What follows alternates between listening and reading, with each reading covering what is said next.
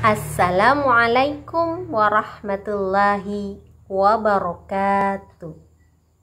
Anak-anak solih, bagaimana kabarnya hari ini?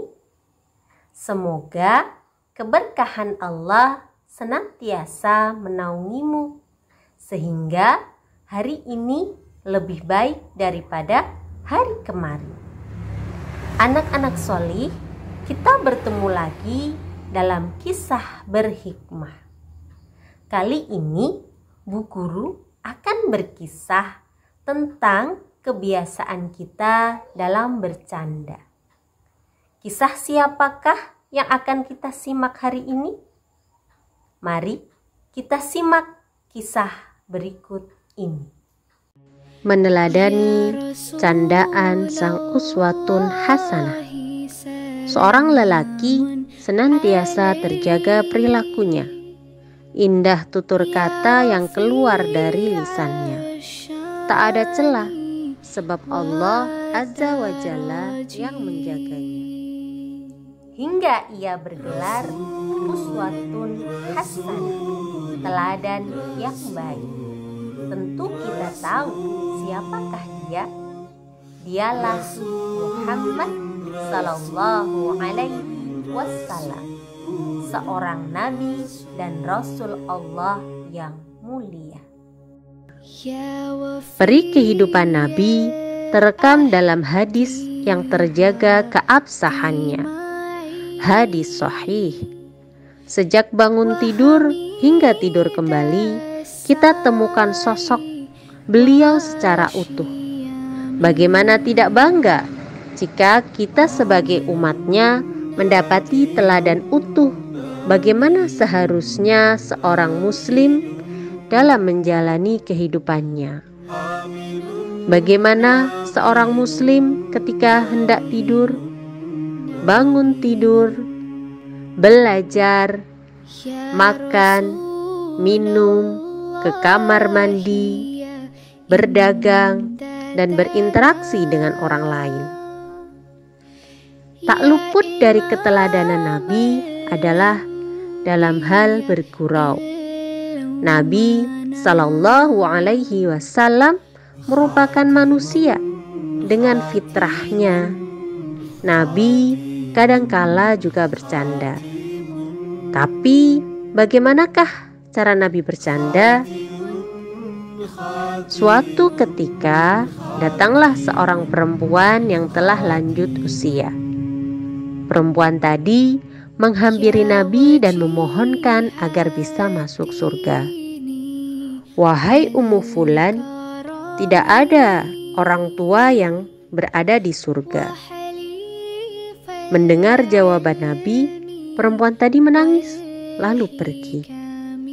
Nabi kemudian mengutus seorang sahabat untuk memberi kabar gembira kepada perempuan tadi, bahwa semua hamba yang masuk surga akan menjadi muda, seperti firman Allah dalam surat Al-Waqiah ayat 35 dan 36, bahwa sesungguhnya kami menciptakan mereka, yaitu bidadari-bidadari, dengan langsung, dan kami menjadikan mereka seperti seorang gadis.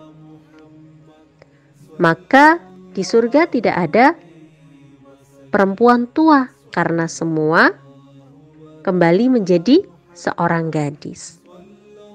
Mari kita simak satu kisah lainnya yang berkaitan dengan candaan Nabi.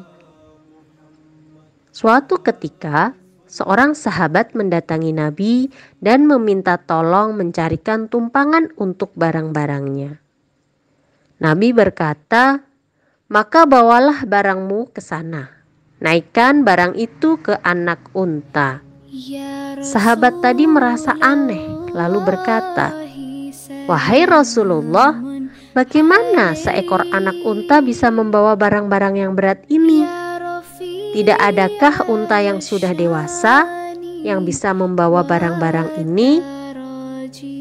Nabi tersenyum lalu berkata, "Aku tidak mengatakan anak unta itu masih kecil.